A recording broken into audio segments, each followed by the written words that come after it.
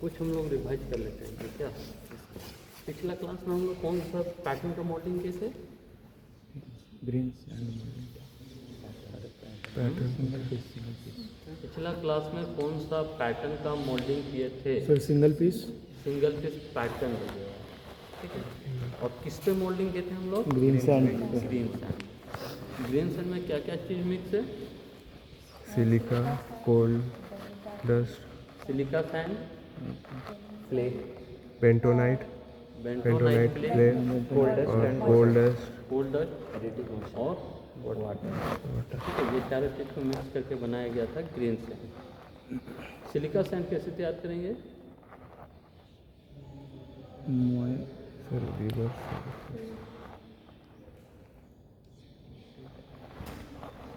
कैसे बनाएंगे silica sand?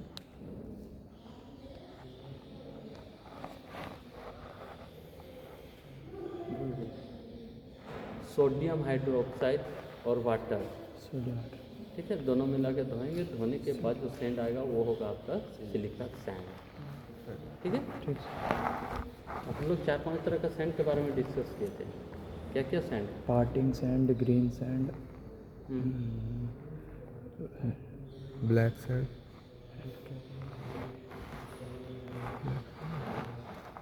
क्या क्या सैंड? रिवर सैंड, नहीं,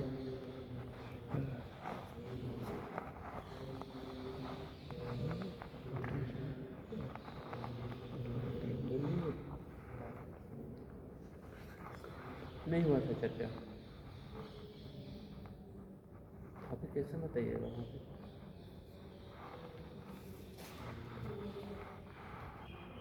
बहुत ज़्यादा क्वेश्चन आ रहे हैं।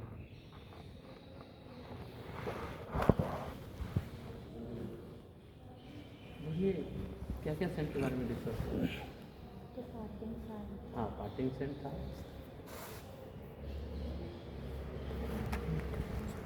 Green sand, dry sand, facing sand, backing sand और पार्टिंग सेंट। ये 5 तरह के सेंट के बारे में हम लोग को डिस्कस हुआ ठीक है।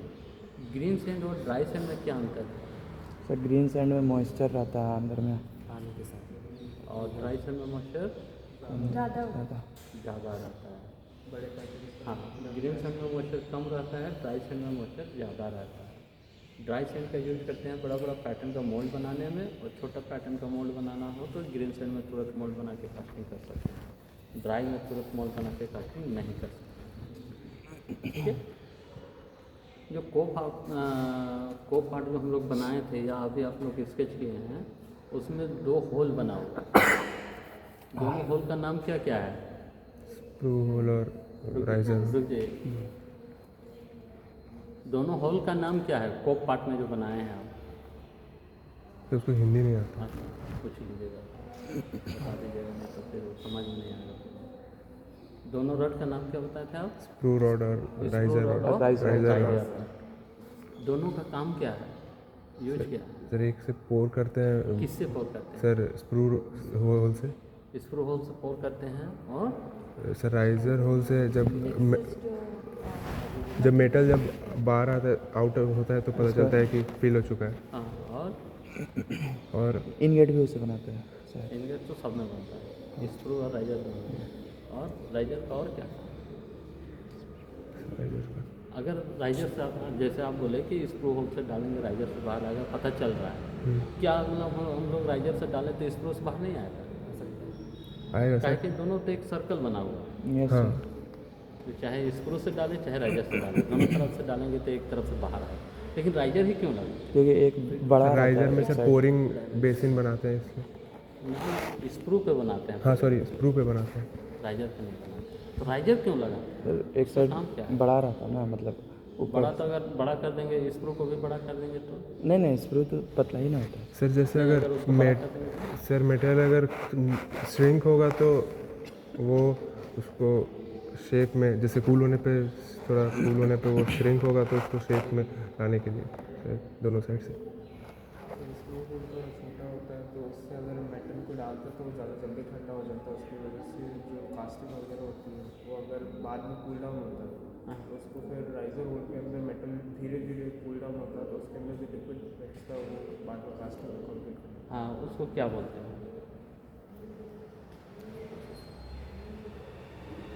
ये तो प्रोसेस होता है उसका। मोलिंग। मूलिंग का किसको सर? मूलिंग होता है सैंड का मिक्सिंग का प्रोसेस को मूलिंग का। Sorry sir. अभी आपका हो सके क्वेश्चन होगा मूलिंग का। देखिए, स्क्रू होल और राइजर होल का सबसे बेस्ट है कि स्क्रू पतला होता है, राइजर मोटा होता है। मेटल को कितना ही मेल्ट करेंगे तो वाटर की तरह लिक्विड मेटल नहीं बन पाएगा। वो मेटल का साइज होगा कुछ मोटा रहेगा। तो मोटा लिक्विड को एक जगह से दूसरे जगह पाइप या होल के थ्रू ले जाइएगा तो उसका स्पीड अपने आप कम हो जाता है, क्योंकि होल पे चिपकते हुए जाता है।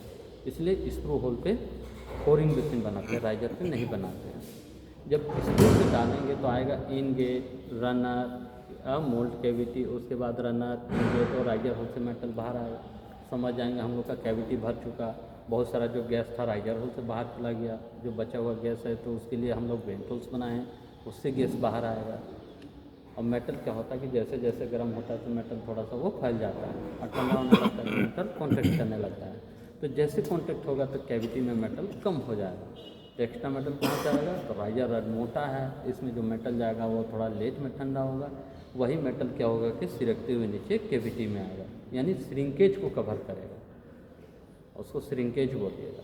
श्रिंकेज को कवर करने के लिए राइजर रड लगाते हैं। अगर मान के चलिए इतना बड़ा कास्टिंग है और एक राइजर लगाए हैं हम लोग, एक राइजर से तो जाहिर है कि कंप्लीट नहीं हो पाएगा। वहाँ पे और एक राइजर लगाएंगे जिसका नाम क्या बताएंगे?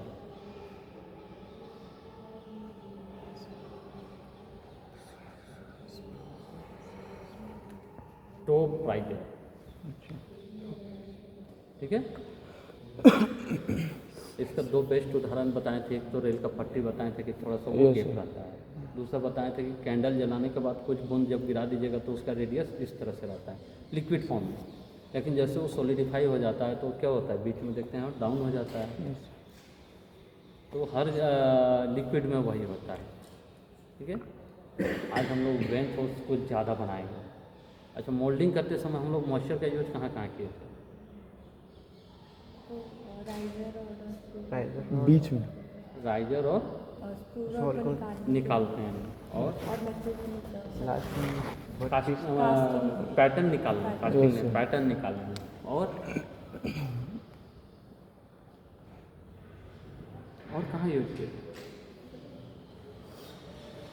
इनगेट बनाना, हाँ सर। इनगेट बनाना, इनगेट या बना- रनर बनाने में किए।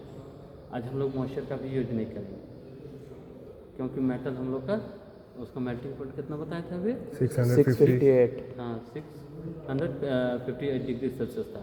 लेकिन वो लगभग हम लोग का 800 डिग्री सेल्सियस में मेटल मिलता है। ज़्यादा इसलिए रहेगा कि मेटल को लेडल के थ्रू जब हम लोग ले आएंगे अपना मोल्ड जहाँ पे बनाएंगे वहाँ टेम्परेचर थोड़ा सा डाउन हो जाएगा। तो जो पोरिंग टेम्परेचर चाहिए वो हम लोगों को नहीं मिल पाएगा। इसलिए वो ज़्यादा डिग्री में उसको मेल्ट करके रखते हैं ताकि वहाँ से आपका मोल्ड तक पहुँचने में ठंडा हो जाता है। ठीक है।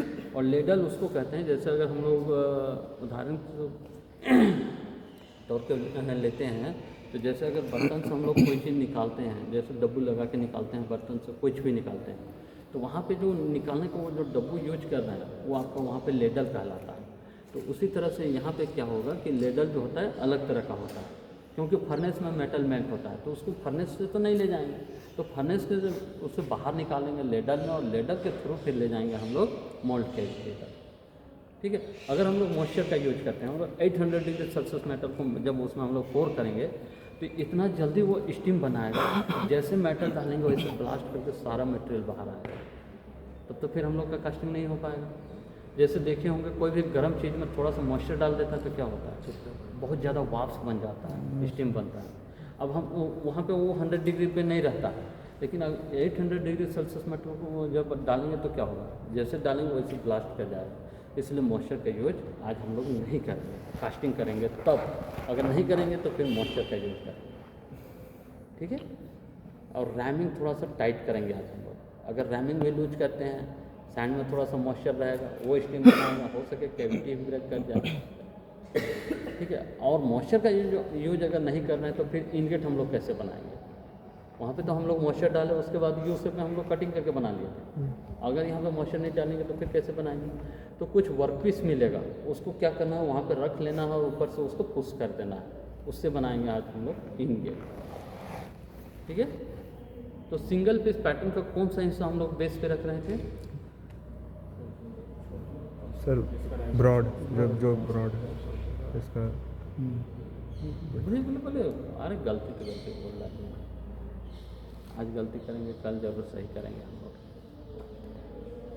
जिसका सबसे बड़ा एरिया था और सरफेस था उसको बेस में रख रहे थे। अब हम लोग देखते हैं ये 2 पीस इलेक्ट्रिकल पैटर्न में, यहाँ तो कहीं सरफेस एरिया नज़र ही नहीं आ रहा है हम लोगों को। आ रहा है?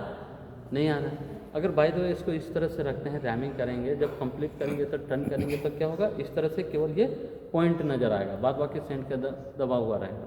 तो इसको फिर निकालेंगे कैसे हम लोग? नहीं निकाल पाएंगे। तो चाहे वो शेप में किसी तरह का भी हो, सबसे पहले उस पैटर्न को 2 भाग में करेंगे हम लोग। ठीक है। एक में देखिए आपका ये पिन निकला हुआ था, जिसका नाम क्या बताए थे, वहाँ पे बताए थे, भूल गए, डावेल पिन।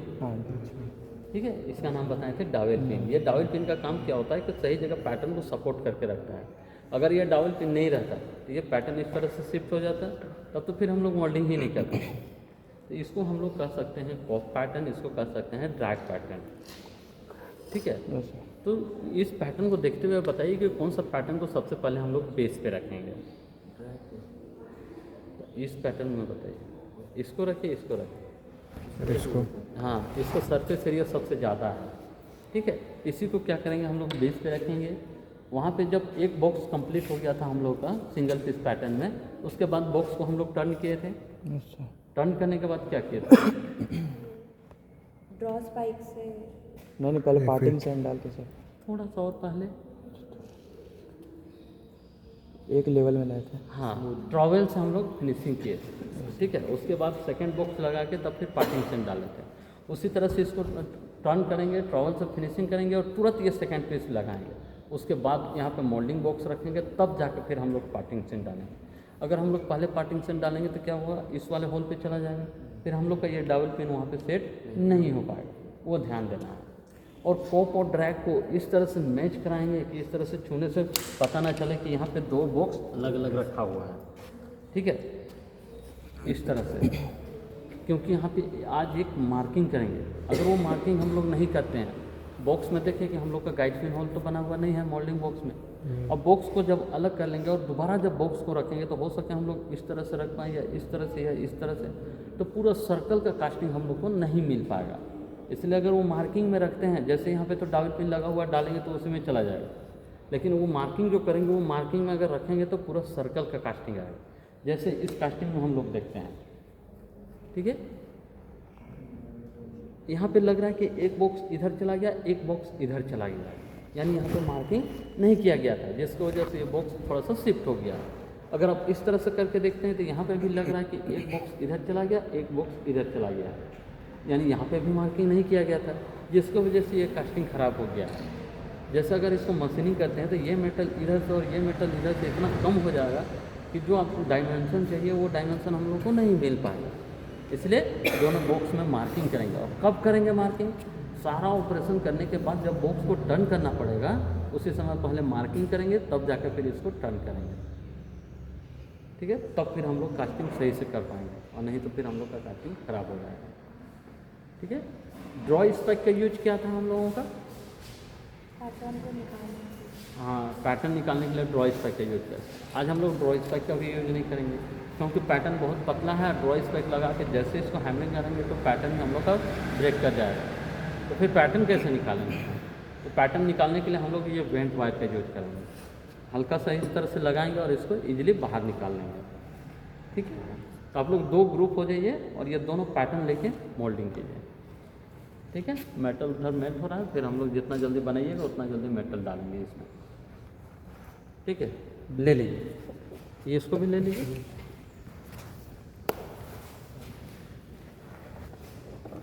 चलिए शुरू कीजिए, जितना जल्दी कीजिए उतना जल्दी हम लोग मेटल डालेंगे। एक बॉक्स ये यूज कीजिए, एक बॉक्स और दिखे हो सकता है यूज कीजिए।